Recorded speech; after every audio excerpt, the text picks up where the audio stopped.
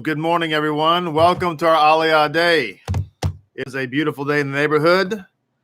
I am glad you are here. To all of you who are watching and listening from across the fruited plain, bless you.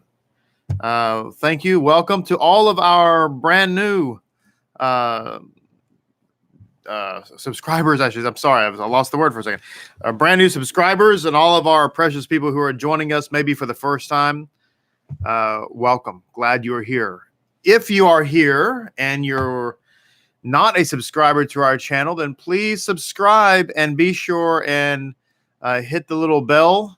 Make sure that you stay up to date with all of the Aliyah days that we do and all the videos that are forthcoming. We're waiting till after the 3 weeks after Tisha B'Av.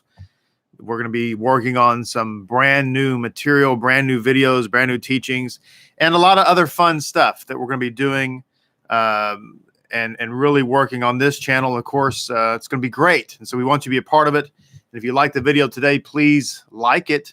And as always, share it. Somebody out there one day is going to thank you for sharing this with them. That's going to be a great blessing. To have that, to be able to have that. So, Baruch Hashem. All right, we are studying today the Parashah Devarim. This is the fifth day of the week, the fifth Aliyah of the week.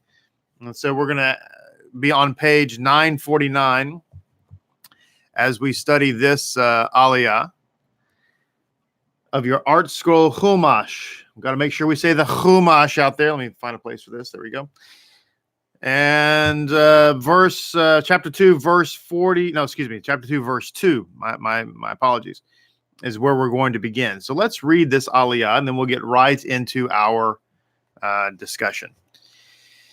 It says in verse 2, Adonai said to me, saying, enough of your circling this mountain. Turn yourselves northward. You shall command the people, saying, you are passing through the boundary of your brother, the children of Esau, who dwell in Seir.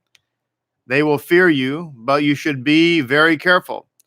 You should not provoke them, for I shall not give you their land, even the right to set foot. For as an inheritance to Esau have I given Mount Seir. You shall purchase food from them for money, so that you may eat. Also water shall you buy from them for money, so that you may drink. For Adonai your God has blessed you in all your handiwork. He knew your way is in this great wilderness, this 40-year period. Adonai your God was with you. You did not lack a thing. So we passed from our brothers, the children of Esau who dwell in Seir, from the way of the Arba, from Elath, and from Ezon Geber, and we turned and passed on the way of the Moabite desert. It says, Adonai said to me, you shall not distress Moab, and you shall not provoke war with them, for I shall not give you an inheritance from their land. For the children of Lot have I given Ar as an inheritance. The Emim dwelled there previously, a great and populous people, and tall as the giants. They too were considered Rephaim, like the giants, and the Moabites called them Emim. And in Seir, the Horites dwelled previously, and the children of Esau drove them away and destroyed them from before themselves and dwelled in their place, as Israel did to the land of its inheritance, which Adonai gave them. Now rise up, get yourselves across the Zered Brook. So we crossed Zered Brook. The days that we traveled from Kadesh Barnea until we crossed Zered Brook were 38 years, until the end of the entire generation, the men of war from the midst of the camp, as Adonai swore to them. It says here in verse 15, even the hand of Adonai was on them to confound them from the midst of the camp until their end. So it was that the men of war finished dying from amidst the people. Verse 17, Adonai spoke to me, saying, this day you shall cross the border of Moab at Ar, and you shall approach opposite the children of Ammon. You shall not distress them, and you shall not provoke them, for I shall not give any of the land of the children of Ammon to you as an inheritance. For to the children of Lot have I given it as an inheritance. It too is considered the land of Rephaim. The Rephaim dwelled in it previously, and the Ammonites called them Zamzumim. a great and populous people, and they were tall as giants. And Adonai destroyed them from before them, and they drove them out and dwelled in their place, just as he did for the children of Esau who dwell in Seir, who destroyed the Horite before them. They drove them out and dwelled in their place unto this day. As for the Avim who dwelled in the open cities until Gaza, the Kaphtorim who went out of Kaphtor destroyed them and dwelled in their place. Verse 24, rise up and cross Arnon brook. See, into your hands have I delivered Sihon king Heshbon, the Amorite, and his land. Begin to drive him out and provoke war with him. This day I shall begin to place dread of you on the prophets, or the people rather, under the entire heaven, when they hear your reputation, and they will tremble and will be anxious before you. Verse 26, I sent messengers from the wilderness of Kedemoth to Simon king Heshbon, words of peace, saying, let me pass through your land, only on the road shall I go. I will not stray right or left. You will sell food to me for money, and I shall eat, and you will give me water for money, and I shall drink. Only let me pass through on foot, as the children of Esau who dwell in Seir did for me, and the Moabites who dwell in Ar, until I cross the Jordan to the land that Adonai our God gives us. Verse 30, the final verse of the reading. But Sihon, king of Heshbon, was not willing to let us pass through it, for Adonai your God hardened his spirit and made his heart stubborn, in order to give him into your hands like this very day. Baruch Hashem. All right, that's the reading. We're going to get right into our insights. I see that for some reason, the live chat is not working on our live stream here. I don't know what's going on. So I apologize for that. It just says it's not available. So for those of you who like to chat, and I like for you to chat and all about that, then I apologize. So I'm not sure what's happening, but maybe it's just a little glitch in the system. So anyway, let me get right to our insights here. A couple of things that I haven't been able to share yet, as of yet, from the Gutnick Chumash. So it says there's a insight, a sparks of Chesudis. Got to make sure we got the hate in there. Chesudis. From chapter 1 and the Gutnick Chumash of the book of Devarim. Just a quick insight here. It says, why did Moses bother the Jewish people to listen to the Torah being translated in all 70 languages, when surely most of the people were not familiar with the majority of these languages? So he's communicating the Torah in all 70 languages. Why? Because when God gave, the sages teach, by the way, when God gave the Torah from Mount Sinai, he spoke the Torah in all 70 languages. So it says Moses did this not for the people's sake, but for the Torah's sake. For Moses' translation broke the barrier between Adonai and all other languages, ensuring that the holiness of the Torah remains even when it's translated into another language. Another couple of thoughts about that particular issue. We learned in Acts chapter 2 the story of the people who were gathered in the upper room, and the Ruach HaKodesh fell. When did it fall? It fell on Shavuot. Tongues of fire danced around their heads, and there was a mighty wind, and so on. And then all the people who were gathered there to come up to the temple for Shavuot heard them praying and prophesying God in their own language. Why? Because there were Jews there and converts to Judaism, thousands of them, perhaps even tens of thousands, who were from all over the world. And so they, contrary to popular belief, when Jews were in their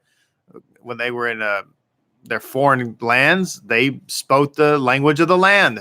Hebrew was not their first language, just like it is in the United States today, in Los Estados Unidos. People speak Hebrew, but it's not our first language. And so, we speak English or Espanol, or in some cases, French. But in any case, why did God ultimately give the Torah in all 70 known languages? And why did Moses communicate it here?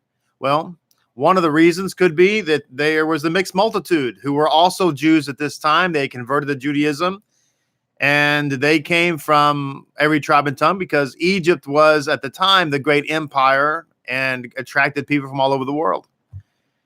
But there's a deeper meaning aside from what's written here, so that the Torah remains holy in all languages. That's true. As if the Torah is in English, it's holy. If it's in French, it's holy. Russian, it's holy. But there's a deeper spiritual reason as to why God gave the Torah in all the 70 languages, and why the people who were in Jerusalem there in Acts 2, which, by the way, were all Jews and all converts, heard the Torah in their own language and believed. The answer is that ultimately God's desire is that the Torah would be observed by all of the people. All of the people. That ultimately every man, every woman, from every tongue and tribe would ultimately become Jews. They would ultimately convert. They would ultimately receive the Torah. This is what it means when it talks about every knee will bow and every tongue will confess. That is not a new thought in the Brit Hadashah, in the New Testament. That comes from the Tanakh. Every tribe and every tongue will believe and confess Hashem. Another insight, again, just trying to touch on some things that got left. It says, we talked about the love of God yesterday. It says, even when the Jewish people lost faith in God to the extent that they felt God hated them. Remember, we talked about yesterday that when we hate the Israelites were saying God hated us, which is why he's doing this to us. But in fact, that was a projection of their own heart and how they felt about God. They had projected that onto God. They, in fact, hated God. And so they assumed that because I hate God, he must hate me. We talked about a similar situation, a psychological situation, not just yesterday, but also in the previous Aliyah, the previous parashah, that when people say, well, you're just a phony, you're just a fake, you don't really believe that. When they have that cynicism, very often it's a reflection of the fact that they're not sincere, that they don't really believe. Because if you really think about it, just to touch on that for one quick second, if you really believe something and you really fathom it with your own heart, let's just take religion, for example, Jewish religion. If you're an observant Jew, as we are, and you really obviously you're sincere about it, right? This is who you are in public. I know this is true for me, but this is who you are in public, and it's who you are in private. You daven when nobody's looking, and you daven when people are looking. You wrap the feeling when nobody's looking, and you wrap the feeling when people are looking. All that kind of stuff, right? You eat kosher all the time, no matter if you're by yourself in a faraway place, traveling, or if you're here locally. And so when you have that attitude and that's who you are for real, it shocks you when somebody is not sincere. You don't relate to it. But when you're not sincere, when you're just a faker, then you run around pretending or calling other people fakers because you're really the faker. That's the psychology. That's what's going on here. So anyway, it says that even when we hated him, though, he loved us. That's what I wanted to share this insight, because it's just a reminder of God's love. Again, nothing real profound here, but it's always worth remembering. This teaches us, however, that this teaches us that however low a person falls spiritually, he should know that God continues to love him. In fact, the very awareness that God still loves the person despite his lowly state provides the person with the inspiration to return to God so he can begin to reciprocate the love which has always been extended to him. As we approach the 40 days of Teshuvah, which is coming upon us very, very fast, we want to remember this reality that God loves us. Again, not a profound thought, but one that we often forget, especially when we, like Kepha, have a strong desire to serve God with sincerity and zeal, and we have all these plans, and we have all these this mind to do it, and then we fail. And we think that life is over. But God should tell us that he loves us. He wants us to persevere. He wants us to do better. He looks forward to us doing better. And there's nothing more that God desires than a heart of teshuvah. And I also want to speak for just a second to the person who may be, and hopefully and prayerfully is tuning in for the very first time, and for all intents and purposes knows nothing or knows very little. And maybe you're 18, or maybe you're 20, or maybe you're 30 or 40 or 50 or 70 or older.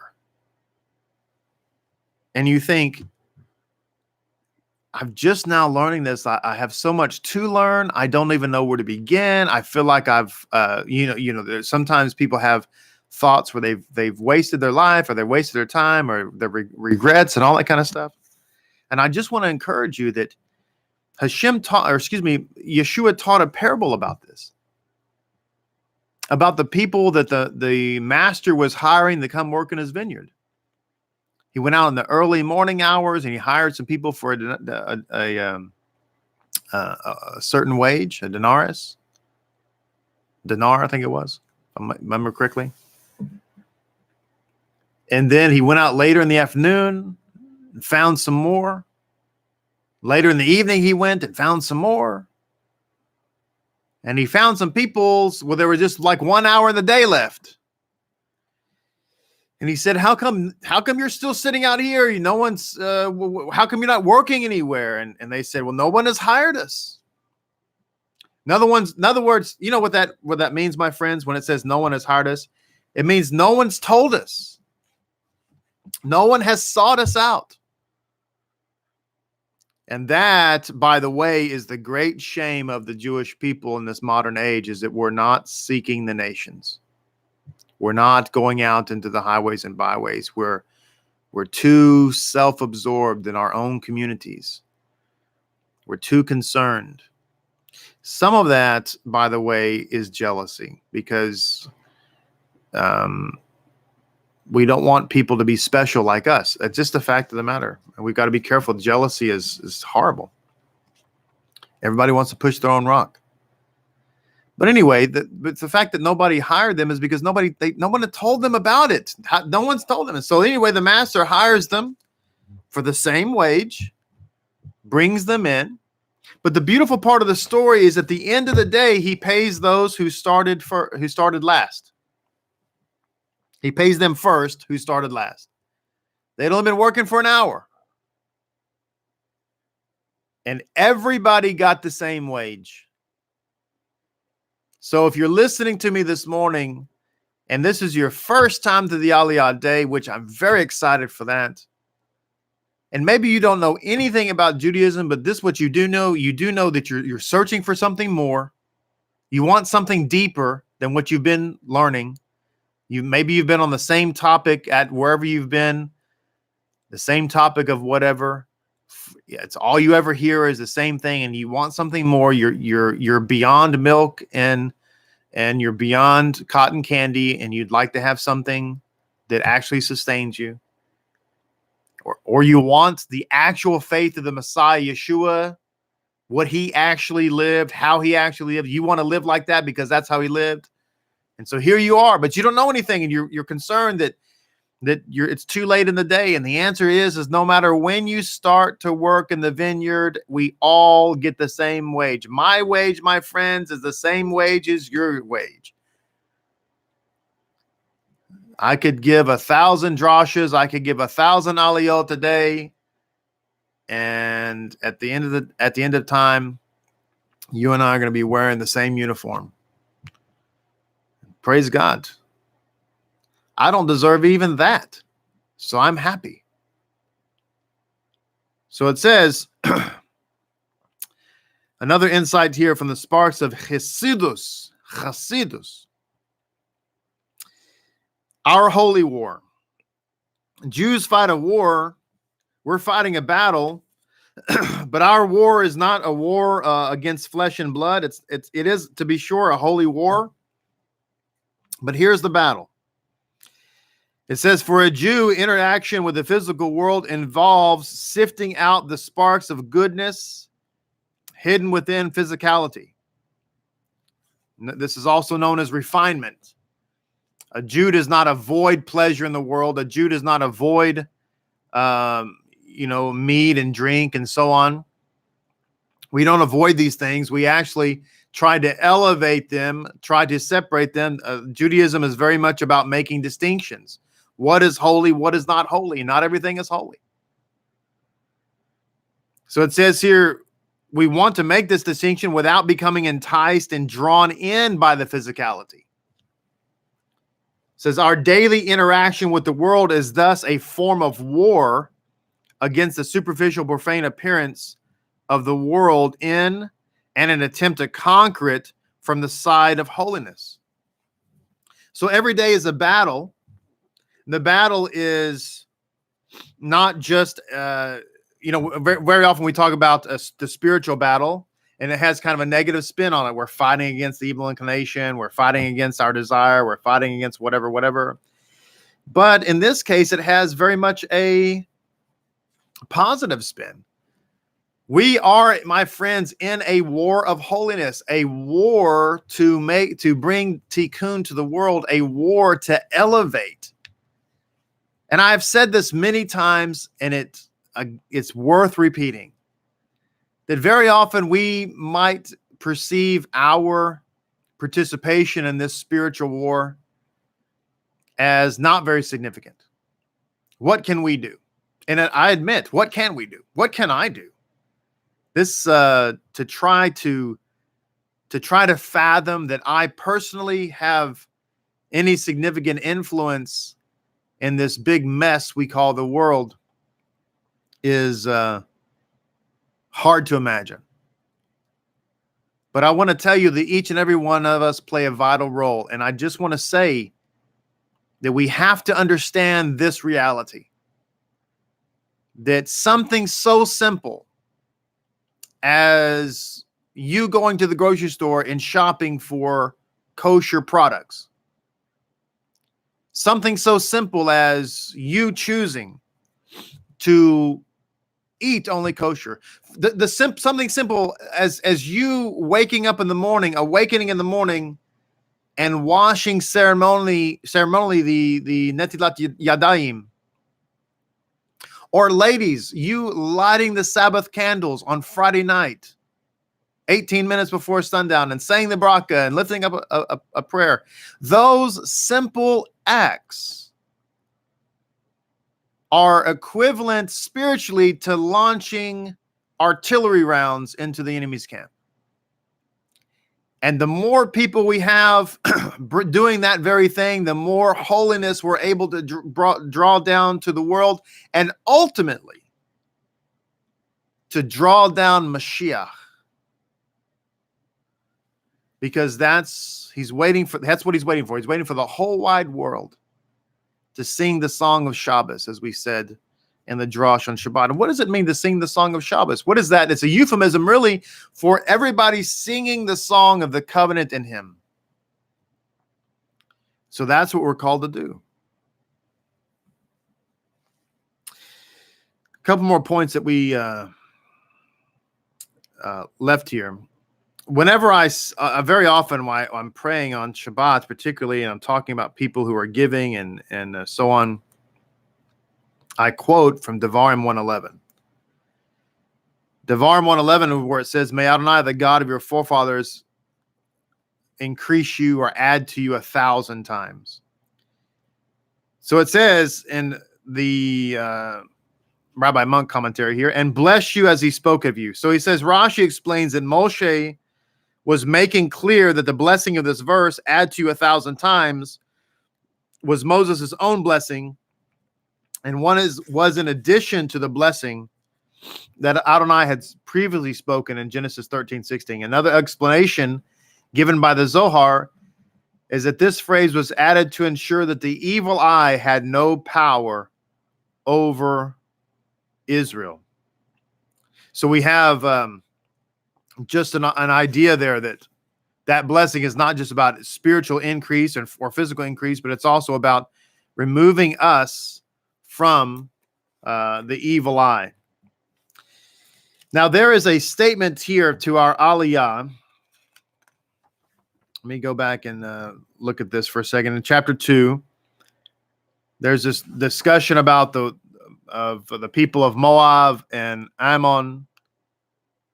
And we're told not to fight against them, not to destroy them, because of the fact that Ruth was going to come from Moab, and we have that dove coming out of there.